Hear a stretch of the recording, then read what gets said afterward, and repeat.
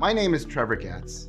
I'm a professor of history at San Francisco State University, and I'm here with two leading world historians to talk about the development of the early state in world history. So let's begin with a simple question that's maybe quite complex. What is a state? What are the characteristics of those societies that we call states? A state is a complex political, social, economic, and everything structure that developed in world history relatively recently in the grand scheme of world history, meaning 5,000 years ago or so. Developed first in southern Mesopotamia. Usually people think of the first states around a city. States usually have cities, although not always.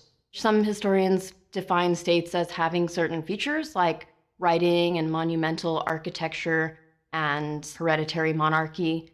But I think if we were to define states in that manner, then we don't really have the ability to think of alternatives to states, alternative forms of social organization. So there are many things that states usually have, although not every single one of them has it. Cities is one of them. They have more complex social structures. Almost all of the states of the world until very recently have been ruled by hereditary dynasties. Some states have writing, and most of them have other kinds of record keeping. So they're a larger and more complex form of political and social organization than cities or other kinds of things that preceded them, but they build on those earlier forms.